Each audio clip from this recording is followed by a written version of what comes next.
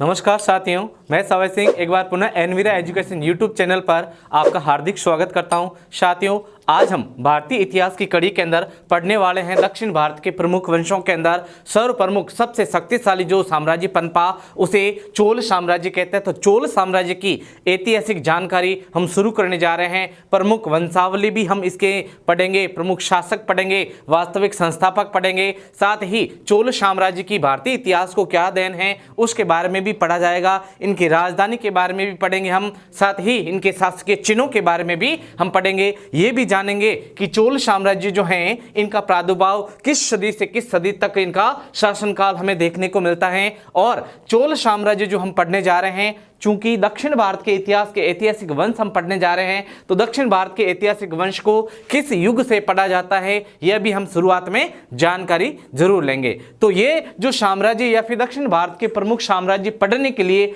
सबसे पहले हमें संगम युग के बारे में जानकारी लेना पड़ता है। संगम जो युग है यह मौर्य उत्तर काल का बताया जाता है। मौर्य उत्तर काल से लगाकर 300 ईस्वी तक जो समय हमें देखने को मिलता है उसे संगम युग कहा जाता है। और बात करें दक्षिण भारत के साहित्य की, तो दक्षिण भारत के साहित्य के अंदर प्रमुख विद्वान 102 से अनेक अनामित कवियों के द्वारा समय समय पर जो दक्षिण भारत के अंदर सभाओं का आयोजन किया जाता था उसे संगम सभा के नाम से जाना जाता है। अगर पूछ ले कि दक्षिण भारत के अंदर जो संगम सभाओं का आयोजन हुआ है उनमें सबसे पहले जो संगम सभा का आयोजन कहाँ हुआ? मदुरै। दूसरी संगम सभा का आयोजन कपाटपुरम और तीसरी जो संगम सभा है इसका आयोजन हुआ था मदुरै। और इस टाइम पीरियड के अंदर मौर्य उत्तर काल से लगाकर 300 ईस्वी तक इस काल के अंदर दक्षिण भारत के अंदर जो प्रमुख वंश पनपे हैं उनमें जो प्रमुख नाम हमें देखने को मिलते हैं वंशों के, तो उनमें नाम आता है चेर वंश। चेर वंश का जो प्रभुत्वशाली क्षेत्र जो हमें देखने को मिलता है, मैंने आपके दक्षिण भारत के मैप के साथ में इसको समझा दिया है। अगर पूछ ले कि चेर वंश जो है इनका शासकीय चिन्ह हमें क्या देखने को मिलता है, तो चेर वंश का शासकीय चिन्ह देखने को मिलता है धनुष। जो फ्लैग है उसके अंदर जो चित्र हमें देखने को मिलता है धनुष का देखने को मिलता है, धनुष और बाण। अगर दूसरे साम्राज्य की बात करें तो इसमें नाम निकल कर आता है पांड्य वंश। पांड्य वंश जो है यह इसका अगर शासकीय चिन्ह हमें देखने को मिलता है तो वो है आपके मछली। साथ ही सबसे विस्तृत और समृद्धशाली शक्तिशाली जो साम्राज्य पनपा उसका नाम बताया जाता है चोल साम्राज्य। चोल साम्राज्य जो है इसका शासकीय चिन्ह हमें देखने को मिलता है बाघ। इसका शासकीय चिन्ह हमें देखने को मिलता है बाघ। लेकिन अगर पूछ ले कि दक्षिण भारत को, समूचे दक्षिण भारत के अंदर जो ये वंश पनपे हैं इस पूरे क्षेत्र को किस नाम से जाना जाता है, तो सुनिए आप ध्यान रखकर कि कृष्णा नदी के दक्षिणतम प्रायद्वीप पे स्थित भारत को तमिलकम नाम से जाना जाता है। किसके नाम से? तमिलकम नाम से जाना जाता है। और भारत के दक्षिणी इलाके का यह छोर कहलाता है कोरोमंडल किंग। कोरोमंडल किंग से थोड़ा सा ऊपर जो साम्राज्य पनपा है उसे चोल साम्राज्य के नाम से जाना जाता है। 2 से 3 इंपॉर्टेंट जानकारी आपके सामने रख देता हूं और उसके बाद में हम शुरू करने जा रहे हैं ऐतिहासिक जानकारी चोल वंश की। तो चोल वंश जो है इसमें सर्वप्रथम शक्तिशाली नौसैनिक जो बेड़ा देखने को मिलता है वो चोल शासकों का देखने को मिलता है। और साथ ही तांडव जो नृत्य शैली के अंदर शिव की जो मूर्ति देखी जाती है कांस्य शिव की, जिसे नटराज प्रतिमा कहा जाता है, इसका भी उल्लेख चोल वंश के साथ में जोड़ा जाता है। साथ ही स्थानीय स्वशासन, भारत के अंदर सबसे प्राचीन स्थानीय स्वशासन की प्रक्रिया, पंचायती राज व्यवस्था की प्रक्रिया जो है ये चोल वंश की देन बताई जाती है। किसकी? चोल वंश की देन बताई जाती है। अब हम शुरू करने जा रहे हैं चोल वंश की ऐतिहासिक जानकारी। तो चोल वंश की ऐतिहासिक जानकारी हम पढ़ने जा रहे हैं। तो समय कब से कब तक देखने को मिलता है चोल वंश का? तो चोल वंश का समय जो हमें देखने को मिलता है यह 300 ईसा पूर्व से लगाकर 300 ईसा पूर्व से लगाकर 1279 ईस्वी तक इनका टोटल समग्र साम्राज्य देखने को मिलता है। लेकिन 300 ईसा पूर्व से लगाकर 7वीं सदी तक, 300 ईसा पूर्व से 7वीं से 9वीं सदी तक इनका प्रभावहीन बताया जाता है। लेकिन प्रभावशाली रूप से चोल साम्राज्य भारतीय राजनीति या फिर भारतीय इतिहास के अंदर निकल कर कब आता है, तो वो समय बताया जाता है 9वीं सदी। कब से बताया जाता है? 9वीं सदी। 9वीं सदी से लगाकर 13वीं सदी, 9वीं सदी से लगाकर 13वीं सदी तक यह साम्राज्य अपने प्रभावशाली समृद्ध रूप में उभर कर सामने आया। अब हम बात करते हैं कि चोल साम्राज्य जो है, तो चोल का शब्द व्युत्पत्ति जो कब से कैसे माना जाता है, तो चोल जो शब्द है, कैसा शब्द? चोल शब्द जो है, इसे अगर हम बात करें संस्कृत के अंदर, तो संस्कृत को चोल वंश में लिखा जाता है चोर। और अगर बात करें तमिल साहित्य की, तो तमिल भाषा के अंदर चोल वंश को लिखा जाता था चोलम। किसके नाम से? चोलम के नाम से इसे जाना जाता था। अब हम बात करते हैं कि चोल वंश जो है, इनका शासकीय चिन्ह क्या देखने को मिलता है। चिन्ह जो हमें देखने को मिलता है चोल वंश का, तो उसके फ्लैग के अंदर देखने को मिलता है चित्र बाघ का। बाघ बताया जाता है इनका शासकीय चिन्ह। अब हम बात करते हैं कि चोल जो वंश हम पढ़ रहे हैं, तो चोल वंश में संपूर्ण कितने शासक, कुल कितने शासक हुए थे चोल वंश में, यह भी सवाल पूछा जा सकता है। तो चोल वंश में कुल जो शासक बताए जाते हैं, वो बताए जाते हैं 20 हुए। कितने? 20 संपूर्ण शासक हुए हैं चोल वंश के अंदर, जिसमें 7 से 8 जो प्रमुख रूप से इंपॉर्टेंट और ऐतिहासिक उपलब्धि के साथ में हमें पढ़ने को मिलते हैं, जिनमें जो प्रमुख हैं जैसे करिकालय विजयालय हैं, इसके अलावा परांतक प्रथम हैं, इसके अलावा राजराज प्रथम है, राजेंद्र चोल हैं, और राजेंद्र तृतीय जो हैं इस वंश का अंतिम शासक बताया जाता है। चोल वंश जो है, यह भारतीय इतिहास में चोल वंश का पतन कैसे हुआ, यह भी हम जरूर पढ़ने वाले हैं। तो शुरू करने जा रहे हैं चोल वंश की जानकारी। तो सर्वप्रथम हम पढ़ेंगे चोल वंश की ऐतिहासिक जानकारी। तो चोल वंश जो है, इसकी ऐतिहासिक जानकारी हमें कहां से पढ़ने को मिलती है, बात कर लेते हैं। सर्वप्रथम चोल वंश की ऐतिहासिक जानकारी या फिर ऐतिहासिक स्रोत। ऐतिहासिक स्रोत, चोल वंश के जो ऐतिहासिक स्रोत हमें देखने को मिलते हैं, इनमें सर्वप्रथम जो नाम आता है ग्रंथ का, उसका रचनाकार का नाम हम बात पहले कर लेते हैं पाणिनि। पाणिनि ने जो ग्रंथ लिखा है, इसका नाम है अष्टाध्यायी। अष्टाध्यायी जो ग्रंथ है, पाणिनि की संस्कृत की रचना है, इसमें हमें चोल वंश की ऐतिहासिक जानकारी पढ़ने को मिलता है। दूसरा एक और रचनाकार हुआ था जिसका नाम है कात्यायन। कात्यायन ने जो ग्रंथ लिखा है उसका नाम है वार्तिक।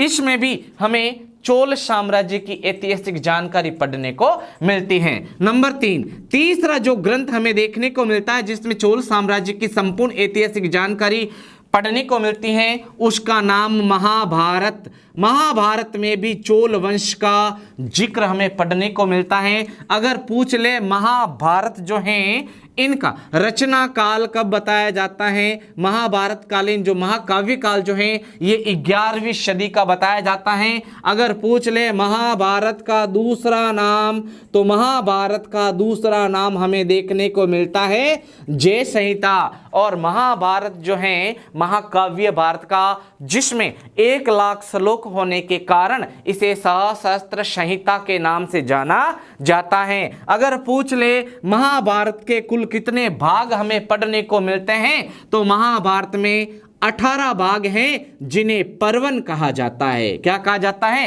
पर्वन कहा जाता है। और इनका 18वां जो पर्वन है उसका उपदेशात्मक अंश बताया जाता है श्रीमद् भागवत गीता।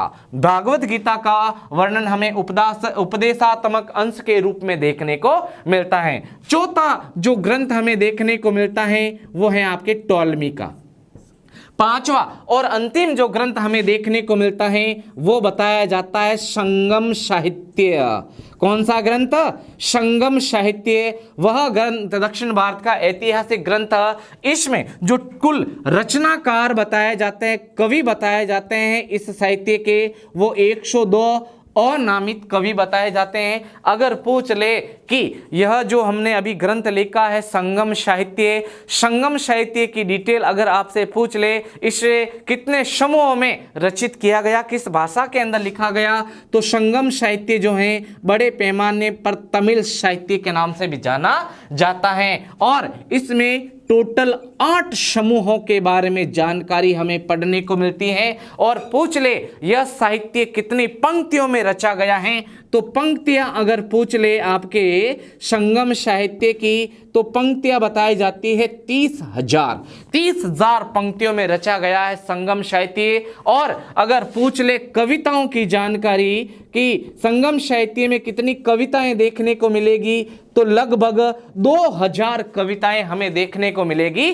संगम साहित्य में। चूंकि संगम साहित्य जो है दक्षिण भारत का सबसे प्रसिद्ध साहित्य के नाम से जाना जाता है। संगम साहित्य में दक्षिण भारत के प्रमुख संतों की जीवनी भी मिलती है, प्रमुख कवियों के बारे में भी जानकारी हमें पढ़ने को मिलती है। तो हमने पहला ग्रंथ पाणिनि का अष्टाध्यायी, कात्यायन वार्तिक, महाभारत, टॉलमी और साथ में संगम साहित्य, जिसमें हमें चोल साम्राज्य की सविस्तार जानकारी मिलती है। इन ऐतिहासिक ग्रंथों के बारे में हमने जानकारी ले ली। अब हम बात करते हैं कि चोल साम्राज्य जो है इसका विस्तार कहां से कहां तक बताया जाता है, और साथ ही इसकी राजधानियां कौन सी देखने को मिलती हैं, धर्म कौन सा अपना रखा था चोल वंश के शासकों ने, साथ ही इसके प्रमुख संत कौन कौन से देखने को मिलते हैं अपने दक्षिण भारत के, उनके बारे में भी हम थोड़ी सी जानकारी ले लेते हैं। तो ऐतिहासिक स्रोत के बारे में हमने क्लियर कर लिया है। अब हम बात कर लेते हैं साम्राज्य विस्तार। चोल जो साम्राज्य है, चोल वंश जो है, इनके प्रमुख शासकों ने अपना साम्राज्य विस्तार कहां से कहां तक किया था, इसके बारे में हम जानकारी ले लेते हैं। पॉइंट है अपना साम्राज्य विस्तार। साम्राज्य विस्तार, चोल शासकों ने बढ़ चढ़कर अपना जो साम्राज्य विस्तार किया है उन क्षेत्रों के बारे में हम बात कर लेते हैं। तो सबसे पहले जो क्षेत्र हमें देखने को मिलता है वो है आपके कावेरी नदी घाटी।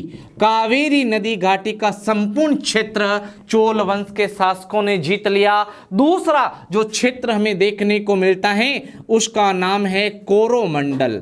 कोरोमंडल जो क्षेत्र है दक्षिण के अंदर, इस क्षेत्र में पड़ता है कि अगर पूछ ले दक्षिण भारत के अंदर श्रीलंका से लगता हुआ जो छोर है इसे किस नाम से जाना जाता है, तो श्रीलंका से लगता हुआ जो छोर है इसे धनुषकोडी के नाम से जाना जाता है। चोल वंश के शासकों ने श्रीलंका को भी जीत लिया, आधा से ज्यादा जो श्रीलंका है उसको भी जीतकर अपना ध्वज जो है यहाँ पर फहरा दिया था। तो पहला क्षेत्र कावेरी नदी घाटी हो गया, दूसरा कोरोमंडल क्षेत्र हो गया, तीसरा जो क्षेत्र बताया जाता है वो है आपके त्रिचिरापल्ली। त्रिचिरापल्ली भी क्षेत्र बताया जाता है चोल वंश के शासकों का साम्राज्यिक विस्तृत क्षेत्र। इसके अलावा ज्यादातर ये साम्राज्य जहां पर विस्तृत रूप से फैला हुआ था उसे तंजावर उर्फ तंजौर के नाम से जाना जाता है। आदि जो क्षेत्र है इस पर बड़े पैमाने पर यह विस्तृत रूप से फैला हुआ था चोल साम्राज्य। अब हम बात कर लेते हैं कि चोल जो साम्राज्य हम पढ़ रहे हैं इनमें शासकों की राजधानियां कौन कौन सी हुई है। चोल साम्राज्य की प्रथम राजधानी कौन सी बताई जाती है, तो चोल साम्राज्य की प्रथम जो राजधानी हमें देखने को मिलती है उसका नाम है उत्तरी मनलुर। उत्तरी मनलुर, उत्तरी मनलुर जो है यह चोल साम्राज्य की पहली राजधानी देखने को मिलती है। और इसके बाद में जो कालांतर में ये राजधानी बदलकर और क्षेत्र को अपनी राजधानी बना लिया शासकों ने, तो उन क्षेत्रों के जो नाम देखने को मिलते हैं उनमें नाम आता है उरैयूर। उरैयूर। और अंतिम जो राजधानी देखने को मिलती है चोल शासकों की उसे किस नाम से जाना जाता है? उसे तंजौर के नाम से जाना जाता है। किसके नाम से? तंजौर, उस तंजाउर, तंजाउर के नाम से भी जाना जाता है, जहां पर दक्षिण भारत की द्रविड़ शैली, स्थापत्य शैली के अंदर प्रसिद्ध राज राजेश्वर, जिसे वृदेश्वर शिव मंदिर के नाम से जो जाना जाता है, प्रसिद्ध मंदिर तंजौर में स्थित बताया जाता है, जो चोल वंश के प्रमुख शासक राजराज प्रथम के द्वारा बनवाया गया था। तो हमने राजधानियों के बारे में जानकारी ले ली। अब हम बात करते हैं कि चोल वंश के जो शासक हैं, इनका धर्म कौन सा देखने को मिलता है? तो चोल वंश के जो शासक हुए हैं, इनका जो धर्म देखने को मिलता है वो है आपके वैदिक धर्म। कौन सा? वैदिक धर्म को यह अंगीकार किए हुए थे, वेद के बताए हुए मार्गों पर चलते थे। दक्षिण भारत के चोल साम्राज्य के जो प्रमुख लोग बताए जाते हैं, शासक बताए जाते हैं, तो इनके धर्म के बारे में हमने जानकारी ले ली है। अब हम बात करते हैं कि दक्षिण भारत के चोल कालीन जो प्रमुख संत समुदाय हुआ था, संत जो हुए हैं, इनमें किन किन का नाम हमें देखने को मिलता है? तो नाम आता है यमुनुजाचार्य, यमुनाचार्य प्रमुख संत देखने को मिलता है। साथ ही रामानुजाचार्य भी प्रमुख दक्षिण भारत के प्रमुख संत बताए जाते हैं, और इन्होंने जो संत संप्रदाय अपनाया था, इसे वैष्णव धर्म मतावलंबी के नाम से जाना जाता है। वैष्णव धर्म को ज्यादातर इन्होंने अपनाया था। दक्षिण भारत के अंदर अगर शैव धर्म की बात करें तो भक्ति परंपरा की अगर बात करें दक्षिण भारत की, तो दक्षिण भारत के अंदर जो भक्ति को मानने वाले थे, दो रूप से प्रमुख रूप से देखे जाते हैं। एक वर्ग था अलवार और दूसरा था नयनार। नयनार जो शिव को मानने वाले थे वो नयनार कहलाते थे, और वैष्णव धर्म को मानने वाले, राम विष्णु की पूजा करने वाला जो संप्रदाय था, उसे अलवार के नाम से जाना जाता है। दक्षिण भारत के प्रमुख संतों की बात करें तो उनमें अंडाल भी प्रमुख रूप से दक्षिण भारत की, जिसे मीरा कहा जाता है, और करिकाल अमेमार का भी नाम हमें देखने को मिलता है। तो साथियों, हमने चोल वंश के शाब्दिक व्युत्पत्ति के बारे में बात कर लिया, चोल वंश का जो कितने शासक हुए उनके बारे में बात कर ली, चोल वंश का शासकीय चिन्ह, साथ ही चोल वंश कहाँ पर फैला था इसकी भी हमने बात कर ली थी। साथ ही चोल वंश का साम्राज्य काल कौन सा था ये भी हमने देख लिया, साम्राज्य विस्तार, राजधानी और चोल वंश के शासकों के धर्म के बारे में भी हमने बात कर ली। अब हम बात कर लेते हैं चोल वंश के प्रमुख शासकों के बारे में। चोल वंश के प्रमुख शासक कौन कौन से हमें देखने को मिलते हैं, इनके बारे में हम जानकारी ले लेते हैं। चोल वंश के जो प्रमुख शासक हमें पढ़ने को मिलते हैं, इनमें सर्वप्रथम किसका नाम आता है? चोल वंश का जो प्रतापी शासक हैं, उनमें सर्वप्रथम नाम किसका आता है? और प्रभावशाली या फिर जो ऐतिहासिक प्रसिद्ध जो शासक है, उसे किस नाम से जाना जाता है? ऐसे सवाल पूछे जाते हैं चोल वंश से। तो सर्वप्रथम हम बात कर लेते हैं प्रमुख शासकों की। चोल वंश के प्रमुख जो शासक हैं, इनके बारे में बात कर लेते हैं, जो समय समय पर प्रश्न का रूप लेकर हर एक कंपटीशन के अंदर पूछा गया है। चोल वंश जो है दक्षिण भारत के प्रमुख राजवंशों में से एक शक्तिशाली वंश बताया जाता है, जिसमें सर्वाधिक जो सवाल है, क्वेश्चन जो है विभिन्न कंपटीशनों के माध्यम से पुट होते हैं, और बहुत ही टेढ़े सवाल है, पढ़ना बहुत ही जरूरी है। तो सर्वप्रथम हम जिस शासक के बारे में पढ़ने वाले हैं, उसका नाम बताया जाता है उर्वपहरे इलंजेतचेनी। उर्वपहरे इलन जेत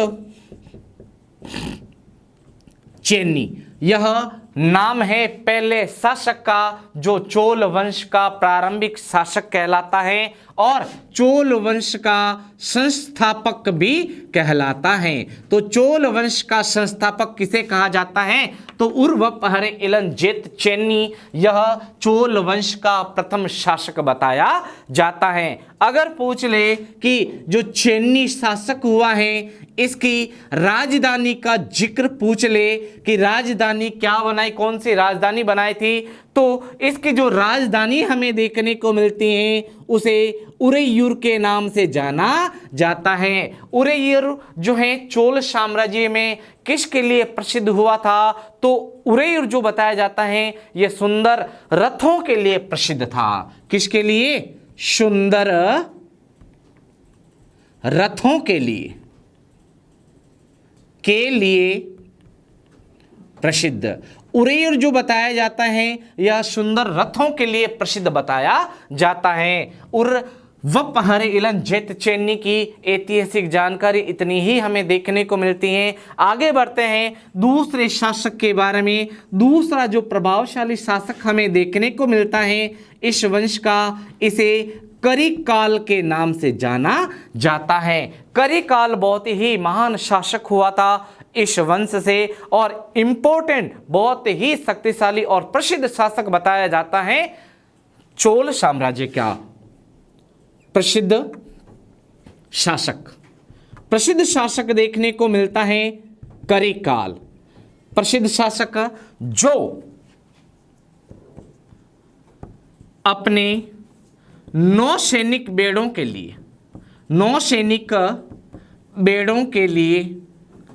लिए प्रसिद्ध था।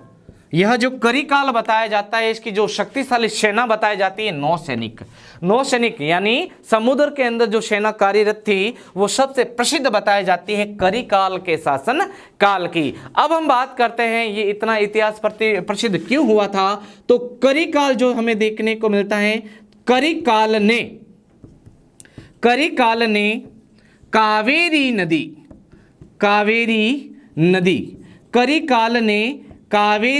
नदी के मुहाने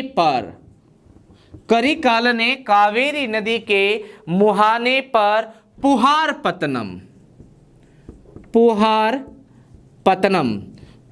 पत्तनम जिसे दूसरा नाम हम कावेरी पत्तनम के नाम से भी जानते हैं, कावेरी पत्तनम या पुहार पत्तनम की स्थापना की। कावेरी पत्तनम या पुहार पत्तनम की क्या की है? इन्होंने स्थापना। पत्तनम का अर्थ होता है बंदरगाह। पूछ ले भारत के अंदर टोटल इंपॉर्टेंट बंदरगाह कितने बताए जाते हैं? तो टोटल बताया जाता है 25।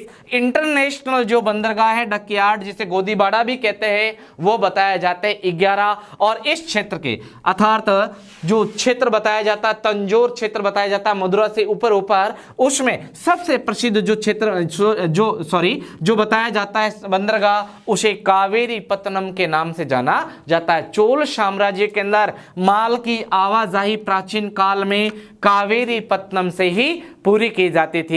तो साथियों हमने चोल वंश के उर्वपहरे इलन जेत चेन्नी साथ ही करिकाल के बारे में ज्यादा जानकारी पढ़ ली। अगर पूछ ले कि संगम युग का सबसे प्रसिद्ध राजा कौन बताया जाता है तो वो बताया जाता है करिकाल।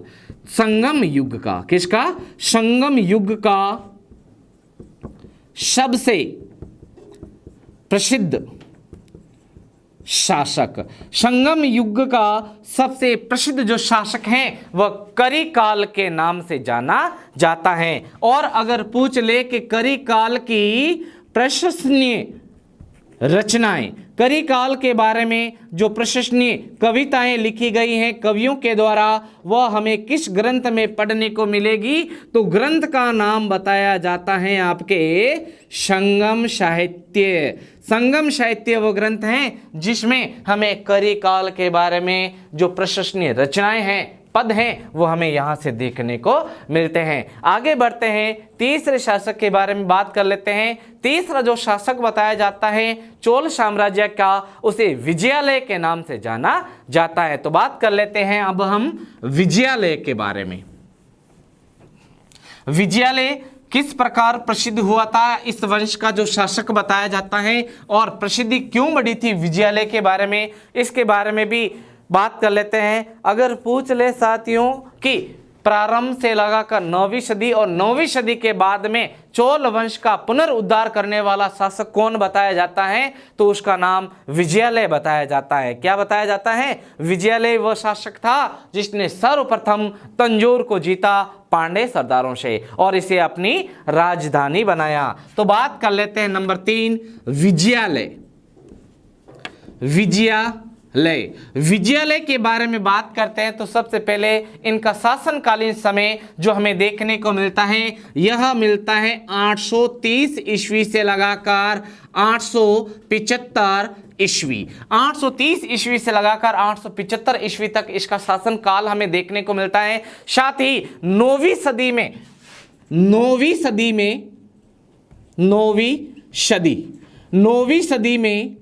चोल